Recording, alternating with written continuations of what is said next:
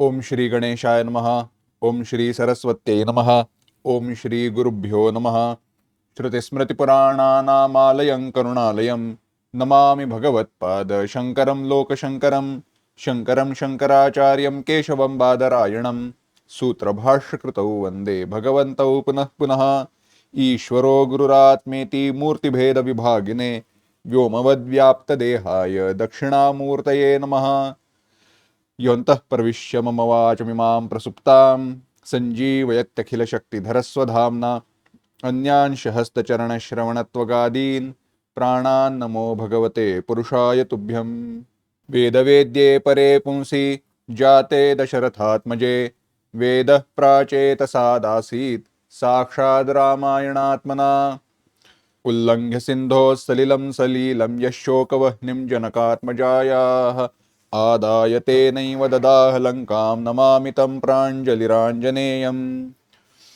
कूजन्तं राम रामेति मधुरं मधुराक्षरम् आरुह्य कविता शाखां वंदे वाल्मीकिकोकिलम्. दाशरथींची चरित्रे म्हणजेच दशरथाचे पुत्र असणाऱ्या राम, लक्ष्मण, भरत, शत्रुघ्न या चारही भावंडांच्या चरित्राचा आपण विचार करतोय. आणि त्यामध्ये शत्रुघ्नाच्या चरित्राचा विचार करत असताना लवणासुराच्या वधाचा जो प्रसंग आला, ती जी कथा आली ती आपण पाहत होतो. प्रभू रामचंद्रांसमोर दरबारामध्ये जेव्हा हे ऋषीमुनी आले आणि त्या ऋषीमुनींनी प्रार्थना केली की त्या लवणासुराचा वध करा, त्यावेळेला लवणासुराची पूर्वकथा सांगून झाल्यानंतर प्रभू रामचंद्रांनी दरबारामध्ये प्रश्न केला की कोण या राक्षसाचा वध करेल. को हंता लवणं वीर कस्यांशस्य विधीयतां भरतस्य महाबाहो शत्रुघ्नस्य च धीमतः. भरत आणि शत्रुघ्न तुमच्यापैकी कोण याला मारेल. कोणाच्या पारड्यामध्ये, भरत आणि शत्रुघ्न यांच्यापैकी कोणाच्या पारड्यामध्ये लवणासुराचा वध करण्याचं कार्य ठेवलं जावं. त्यावेळेला भरतांनी पुढे येऊन प्रार्थना केली की हे काम मलाच मिळून देत.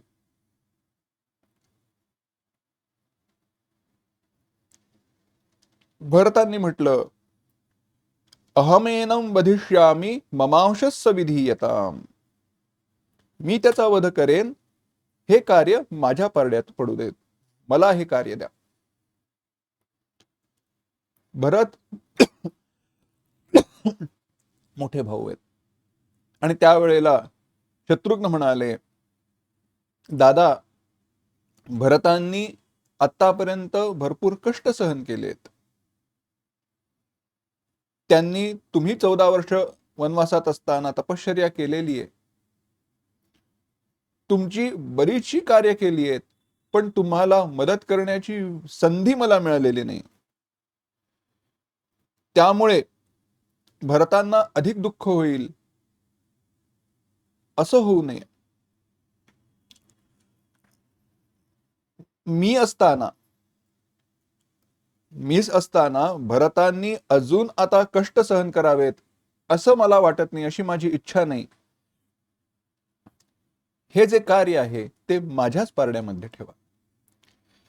मग आता त्यावेळेला प्रभू रामचंद्र म्हणतात की एवं भवतु काकुत्स्थ क्रियताम मम शासनम राज्ये त्वाम अभिषेक्ष्यामि मधोस्तु नगरे शुभे. ज्यावेळेला आता शत्रुघ्नांनी प्रार्थना केली की दादा रामदादा मला हे कार्य दे, त्यावेळेला रामाने सांगितलं शत्रुघ्न तू म्हणतोयस तसंच होऊन देत, हरकत नाही. तू आता माझ्या आदेशाचं पालन कर. मधु नावाच्या सुंदर नगरामध्ये तू जा, तिथे राहा आणि ते राज्य मी तुला देतोय, त्या राज्यावरती मी तुला अभिषिक्त करतोय. राज्ये त्वाम अभिषेक्ष्यामि मधोस्तु नगरे शुभे.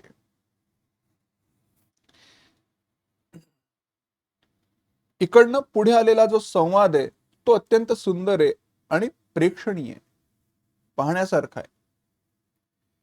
निवेशय महाबाहो भरतम यद्यवेक्षसे शूरस्त्वं कृतविद्यश्च समर्थश्च निवेशने. भरताला क्लेश होऊ नये, त्रास होऊ नयेत, हे जर तुला योग्य वाटत असेल तर नूतन नगर निर्माण करण्याची तुझ्या ठिकाणी शक्ती आहे. ते नूतन नगर तू निर्माण कर. जा यमुना नगरीच्या तटावरती एक सुंदर नगर स्थापन कर, उत्तम जनपदांची स्थापना कर, ज्यामुळे दुष्ट राजवंशांचा उच्छेद होईल.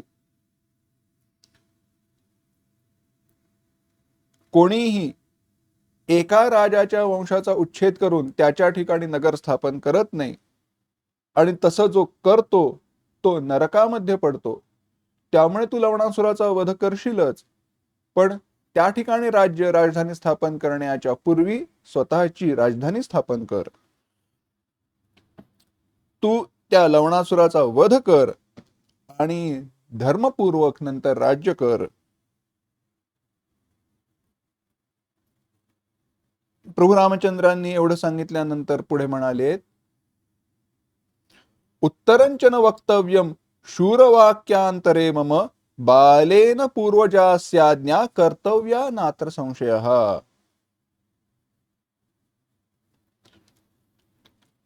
जे मी सांगतोय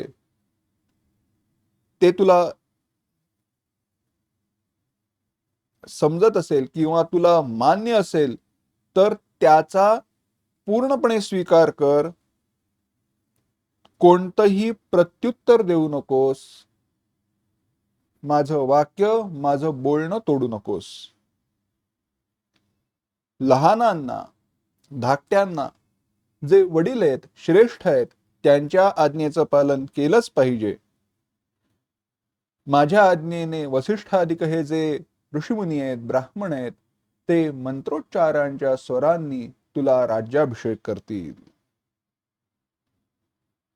झालं. प्रभू रामचंद्रांनी एवढंच म्हटलं. या संपूर्ण संवादाचा जर संक्षेप करायचा झाला तर, शत्रुघ्ना जा, त्या यमुनेच्या तटावरती नवीन राज्य स्थापन कर, तिथे राजधानी निर्माण कर, जनपदांची निर्मिती कर, त्याच्यावरती मी तुला राज्याभिषेक करेन. आणि हे तुला मान्य असेल नसेल, तुला ह्याचा स्वीकार करावा लागेल, कारण धाकट्यांनी मोठ्यांचं ऐकायचं असतं आणि मोठ्यांच्या बोलणं मध्येच तोडायचं नसतं. ऋषीमुनींच्या मंत्रोच्चारणामध्ये तुला राज्याभिषेक होईल. ज्या वेळेला प्रभू रामचंद्र असे म्हणाले, त्यावेळेला शत्रुघ्नाला आपल्या पूर्वीच्या बोलण्याचा आणि आपल्या कृत्याचा पश्चाताप झाला. शत्रुघ्न म्हणतायत,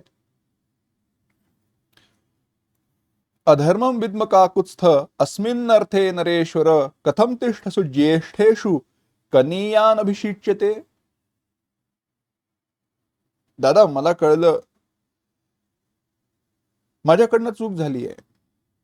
ह्या अभिषेकाचा स्वीकार करणं हा अधर्म आहे हे मला कळतंय. कारण मोठा दादा असताना, मोठा भाऊ असताना धाकट्या भावाला अभिषेक कसा होईल, तो करता येत नाही. पण तरी देखील तुमची आज्ञा असल्यामुळे मी तिचं पालन करेन. ते मला केलंच पाहिजे. तुमचं शासन, तुमची आज्ञा सर्वांसाठी दुर्लंघ्य आहे. मला हे जाणलं पाहिजे होतं. दादा, तत्तो मया श्रुतं वीर श्रुतिभ्यश्च मया श्रुतं नोत्तरं हि मया वाच्यं मध्यमे प्रतिजानती.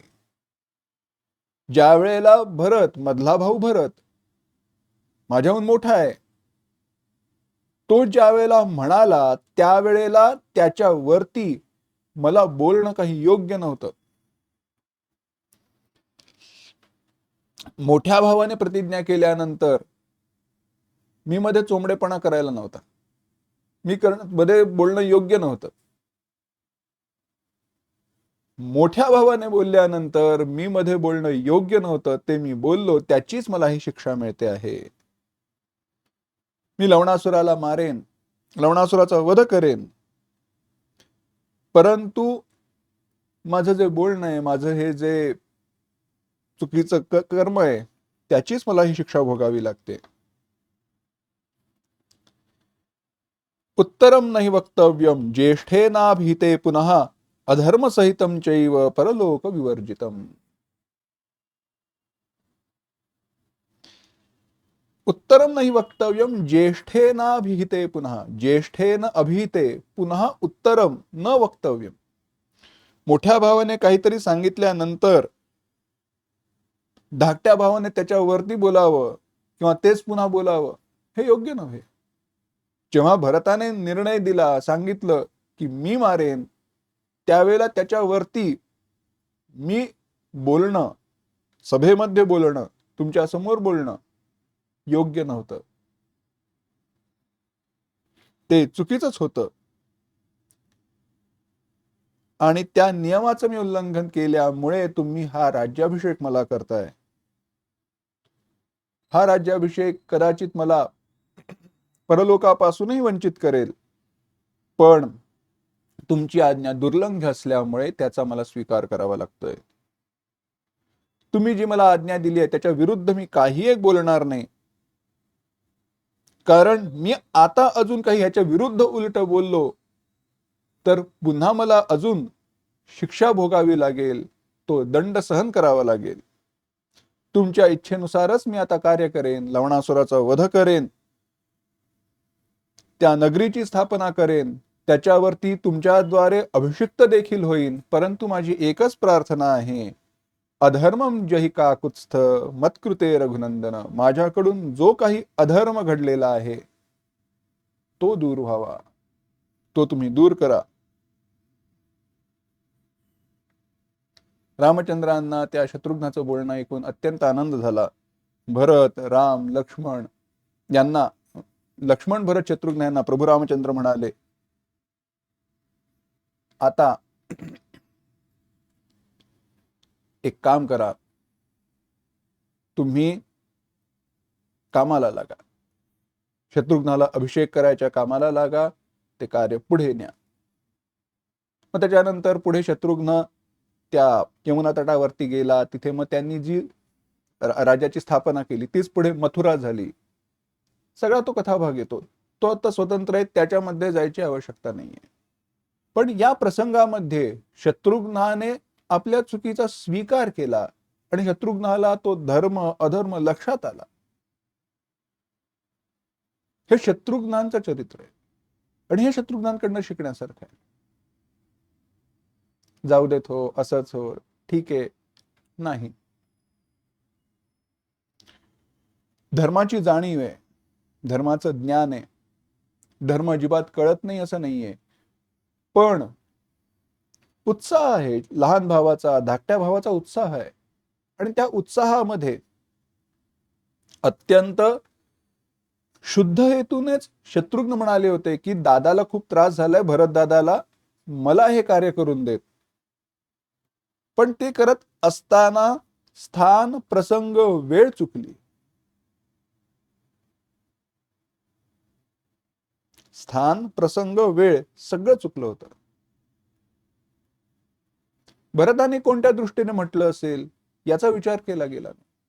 आता ते कोणत्या दृष्टीने, कोणत्या हेतूने म्हटलं, कोणत्या हेतूने म्हटलं नाही, हा सगळा विचार आत्ता बाजूला ठेवू, कारण त्याच्यावरती चर्चा करण्यामध्ये आत्ता तात्पर्य नाही. मोठा भाऊ आहे म्हणून धाकट्या भावांना त्रास होऊ नये म्हणून पण म्हटलं असेल, अनेक प्रकारे विचार करता येऊ शकतो. पण त्या मागचं जे धर्म आहे, त्याचं जे कारण आहे, तो विचार हाच आहे. मोठ्या भावाने बोलल्यानंतर तेच धाकट्या भावाने मध्ये तोडून बोलू नये. शत्रुघ्नाने ते केलं आणि म्हणून त्याला दंड न देता दंड देत असताना नवीन राज्यावरती राज्य अभिषिक्त केलं प्रभू रामचंद्रांनी. आणि शत्रुघ्नाने त्याचा स्वीकार केला, परंतु तो स्वीकार करत असताना हे देखील म्हटलं की माझ्याकडनं जी चूक झाली आणि जो आता अधर्म घडणार आहे त्या अधर्मापासून तुम्हीच मला मुक्त करा. हा विवेक जागृत असणं, जाणीव असणं हे महत्वाचं आहे. एक चूक झाल्यानंतर त्याचा जो दंड मिळतोय, त्याची जी शिक्षा मिळते, ती भोगत असताना देखील आपल्याकडून अजून अधर्म होत नाही ना, चूक होत नाही ना, हे लक्षात असणं, ह्याची जाणीव असणं अत्यंत आवश्यक आहे. शत्रुघ्नांनी ते दाखवलं. शत्रुघ्नांचं चरित्र आहे. शत्रुघ्नांच्या चरित्राच्या बाबतीमध्ये आपण सुरुवातीला जो विचार केला तसा फार प्रसंग उपलब्ध नाही. वाल्मिकी रामायणाच्या दृष्टीने जर विचार केला तर हे दोन प्रसंग आपल्याला सापडतात. एक मंथरेचा येतो आणि एक लवणासुराच्या वधाचा येतो. पण या दोनही प्रसंगांतून शत्रुघ्नाने धाकट्या भावाचं वर्तन कसं असावं हे दाखवून दिलं. अनेकदा असं होतं, धाकटा भाऊ जे काही करतोय त्याचं प्रत्येक वेळेला कौतुक होईलच असं नाही, धाकटेपणाचं कौतुक होतं. पण धाकट्या भावाचं कौतुक होईलच असं नाही. का? कारण मोठ्या भावाचं कार्यच एवढं मोठं असतं, उज्ज्वल असतं, की तेच प्राधान्याने समोर ठेवलं जातं. पण तसं जरी असलं तरी रामायणाने प्रत्येक भावंडाचं चरित्र वर्णन करत असताना अजिबातच वर्णन केलं नाही असं केलं नाही. शत्रुघ्नाने ते करून दाखवलं. शत्रुघ्नाने आपल्या चरित्रातनं, आपल्या त्या कर्मामधनं, प्रसंगामधनं हेच दाखवून दिलं. मोठा भाऊ सांगेल का? मोठा भाऊ धर्माच्या विरुद्ध काही सांगणार नाही हा विश्वास आहे. रामोन विग्रहवान धर्मो हे पूर्णपणे मान्य केलेलं आहे, माहिती आहे. दादा वागेल, रामदादा सांगेल तो धर्मच आहे, कारण तो स्वतः धर्माचं मूर्तिमंत रूप आहे. मग त्याने सांगितलेला जो मार्ग आहे त्याच्या मागे मागे चालत जाणं हे माझं कर्तव्य आहे. ते शत्रुघ्नाने केले. असो, आता इथून पुढे भरताच्या चरित्राचा आपल्याला विचार करायचा आहे, मग लक्ष्मणाच्या चरित्राचा करायचा आणि मग रामांच्या चरित्राचा करायचा आहे. पण तो कसा आहे, भरताच्या चरित्राचं सौंदर्य काय आहे, महत्व काय आहे, या सगळ्याचा विचार करायचा आहे. पुढील भागात पाहू.